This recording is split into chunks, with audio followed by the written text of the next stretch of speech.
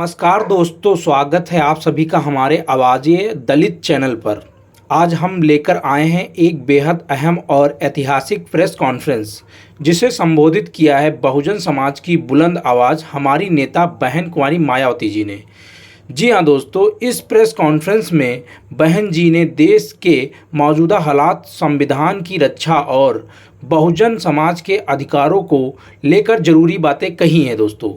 उन्होंने बहुजन समाज को एक सशक्त और साफ संदेश दिया है जो हर जागरूक नागरिक को जरूर सुनना चाहिए। तो दोस्तों, इस वीडियो को अंत तक जरूर देखें, इसे लाइक करें, शेयर करें और कमेंट के जरिए अपनी राय हमें दीजिए। दोस्तों,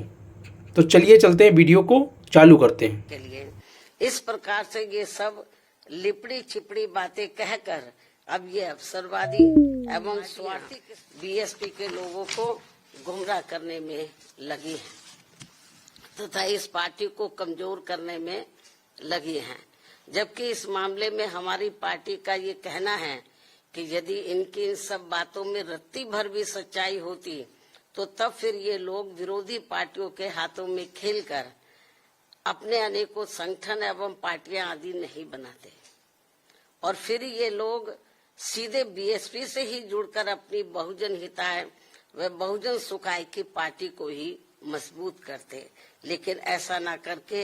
ये लोग एक सोची समझी रणनीति के तहत इस किस्म की बातें कहकर हमारे बीएसपी से जुड़े भोले भाले दलितों एवं अन्य उपेक्षित वर्गों के लोगों को गुमराह करने में लगे हैं। इस किस्म की बातें कहकर बीएसपी को आगे बढ़ने से रोकने में लगे हैं, जिनसे इन वर्गों के लोगों को हमेशा सचेत रहना है ताकि यहाँ जातिवादी पार्टियां इनके जरिए बीएसपी को कमजोर व खत्म करने के अपने इस मकसद में कामयाब ना हो सके। इतना ही नहीं बल्कि अब ये विरोधी पार्टियां इनसे अनेकों और भी हथकंडे इस्तेमाल करवा सकती हैं ताकि फिर देश में बीएसपी का अस्तित्व ही ना के बराबर रह जाए। इसके साथ ही अब तो ये जातिवादी पार्टियां अपने राजनीतिक लाभ के लिए इन स्वार्थी व अवसरवादी संगठनों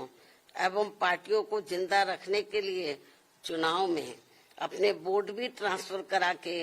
इनके अब एक आधी एमपी व एमएलए भी जितवा कर भेज रही है। इतना ही नहीं बल्कि ईवीएम में भी धांधली करा के अब बीएसपी के उम्मीदवारों को जीतने भी नहीं दे रही हैं ताकि दलित एवं अन्य उपेक्षित वर्गों के लोगों का बीएसपी से मोह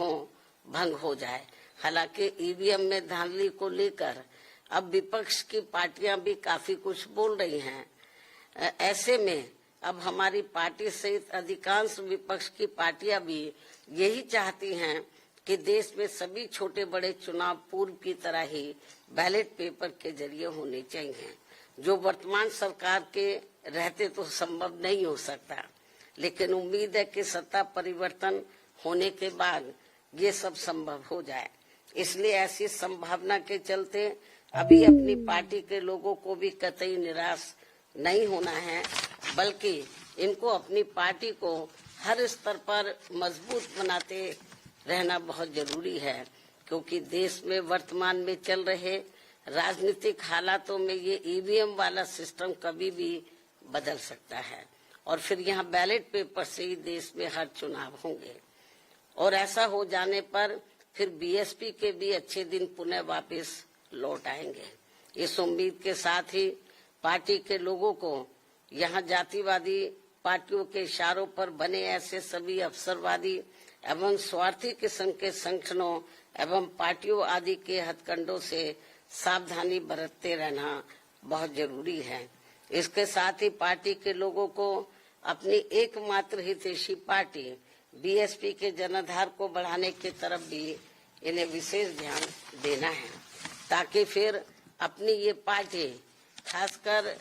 यूपी में पुनः पूर्ण बहुमत के आधार पर सत्ता में आसीन हो सके, जो ये सर्वजन के हित में होना यहाँ बहुत जरूरी है। इसलिए कांग्रेस, बीजेपी व सपा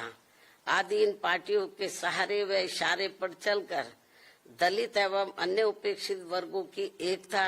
व इनकी एकमात्र हितैषी एवं अम्बेडकरवादी पार्टी बीएसपी को कमजोर करने वाले ऐसे सभी अवसरवादी व स्वार्थी संगठनों एवं पार्टियों के नेता चाहे अपने निजी स्वार्थ में सांसद, विधायक व मंत्री आदि क्यों ना बन जाएं, तो भी इससे इन वर्गों के लोगों का कुछ भला होने वाला नहीं है। इसके अलावा यहाँ मैं ये भी कहना चाहूंगी कि पिछले कुछ समय से हमें ये देखने के लिए मिल रहा है कि देश की राजनीति में एक दूसरे के विरुद्ध द्वेष, विद्वेष, संकीर्णता व मुकदमेबाजी आदि की नकारात्मकता इस हद तक बढ़ गई है कि आए दिन नेताओं के बीच किसी न किसी विषय को लेकर होने वाली असभ्य एवं अभद्र आचरण से जनता काफी हैरान व दुखी भी है कि अतः वर्तमान में चल रहे ऐसे हालातों में इन लोगों से सही जन व देश हित भला फिर कैसे संभव हो सकता है, जबकि वास्तव में देश में ऐसा फैला विषैला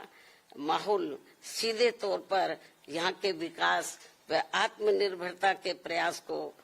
बाधित कर रहा है तथा देश के धनासेठों की संपत्ति